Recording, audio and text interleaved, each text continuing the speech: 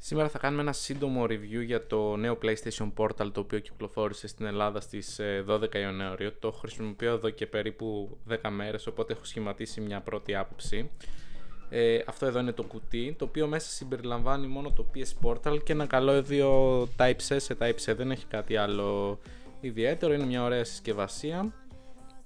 Το κόστος του στην Ελλάδα είναι η επίσημη τιμή είναι στα 219 ευρώ. Πάμε να δούμε το ίδιο το PS Portal. Λοιπόν, εδώ είναι η συσκευή. Αρχικά πρέπει να πούμε κάποια βασικά πράγματα γι' αυτό.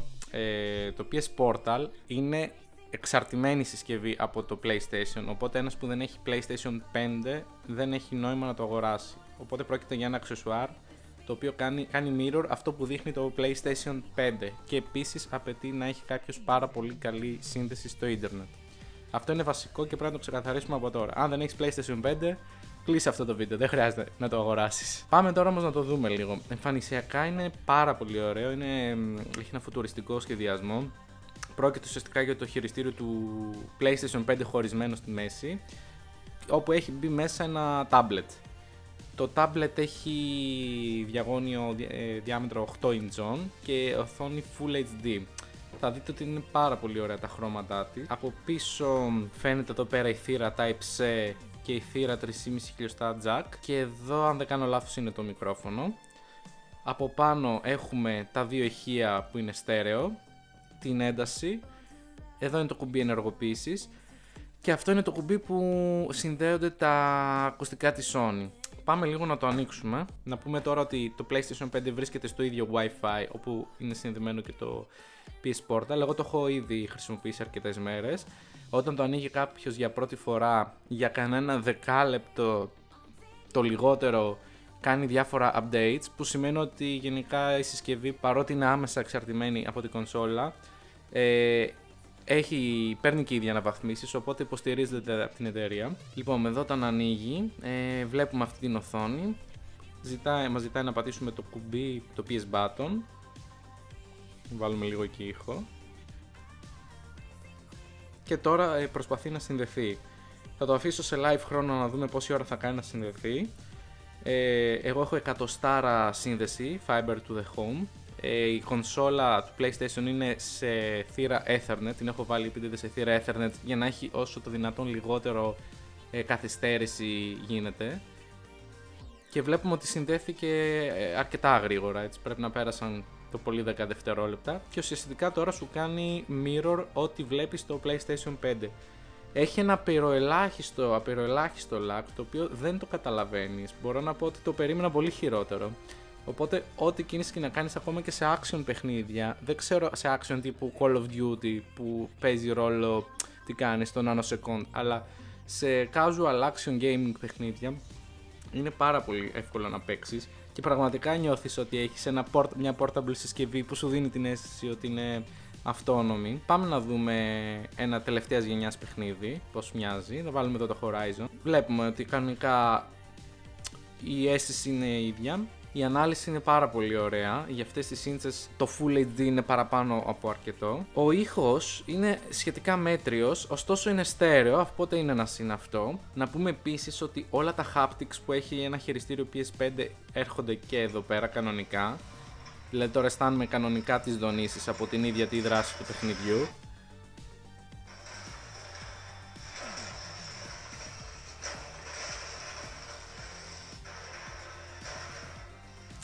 Ο ήχος είναι ότι δεν έχει αυτό το μπάσο τόσο, αλλά είναι αναμενόμενο από μια τόσο λεπτή συσκευή, ας πούμε.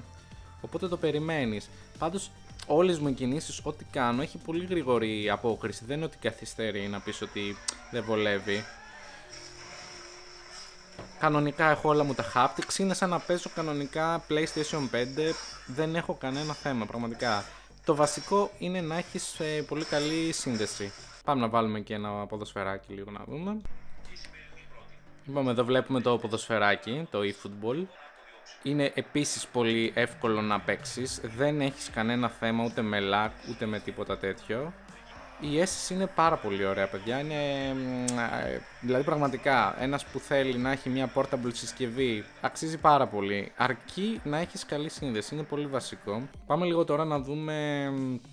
Καλά, εδώ είναι το μενού, κανονικά είπαμε κάνει mirror το PlayStation. Τώρα κάποια βασικά πράγματα. Άμα θέλεις εσύ να είσαι εκτός σπιτιού και θέλεις να ξαναχρησιμοποιήσεις το PlayStation, δεν πρέπει να πας όπως κάνεις κανονικά, να πας εδώ κάτω και να το κάνεις απενεργοποίηση. Αντιθέτως πρέπει να μπεις σε λειτουργία αδράνειας. Ένας τρόπος λοιπόν για να το κάνεις είναι να κάνεις εδώ swipe down τη γωνία, να πατήσεις αποσύνδεση και εδώ να έχεις ενεργοποιημένη τη λειτουργία, να μπει σε λειτουργία αδράνειας. Αν δεν το έχεις σε λειτουργία αδράνειας και το έχεις τελείως απενεργοποιημένο, δεν μπορείς εξ αποστάσεως να ενεργοποιήσεις την κονσόλα. Οπότε πατάς εδώ πέρα αποσύνδεση, μπαίνεις σε sleep mode η κονσόλα και μετά πατώντας το κουμπί το από πάνω, αυτό εδώ, την απενεργοποίησης εδώ πέρα. Δεν το πατάω τώρα. Εδώ πέρα έχει κάποιες άλλες ρυθμίσεις, μπορείς να ρυθμίσεις τη φωτεινότητα, η οθόνη να πούμε ότι είναι πολύ φωτεινή. Εδώ στις ρυθμίσεις έχει λειτουργίες για να μπεις στο Wi-Fi, θέλεις, έχει για την δόνηση και για τα FM. Μπορείς να κάνεις διάφορες επιλογές, εδώ είπαμε ότι γίνονται ενημερώσεις συστήματος. Η οθόνη να πούμε ότι είναι αφής μόνο στο δικό της το μενού, οπότε είπαμε ότι υποστηρίζεται. Η μπαταρία δεν μπορώ να πω ότι έχω διαπιστώσει ακριβώς πόση ώρα κρατάει, πρέπει να είναι πάνω από 4 ώρες, αλλά επειδή το φορτίζω πολλές φορές και ενδιάμεσα δεν μπορώ να πω με σιγουριά ότι έχω δει πόσο κρατάει.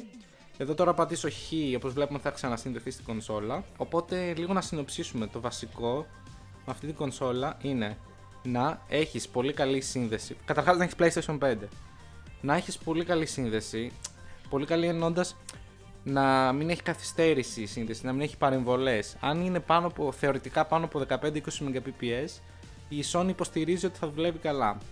Δεν είναι απαραίτητο να έχει 100-300 για να πούμε ότι πρέπει να παίξει. Το βασικό είναι να μην έχει παρεμβολές. Οπότε συστήνεται να βάζεις την κονσόλα σε μια θύρα Ethernet και η εμπειρία είναι πάρα πολύ καλή. Μπορώ να πω σχεδόν αψεγάδιαστη. Δεν καταλαβαίνεις lag, δηλαδή βλέπετε ότι έχει πολύ γρήγορη απόκριση στο μενού, ό,τι κάνουν.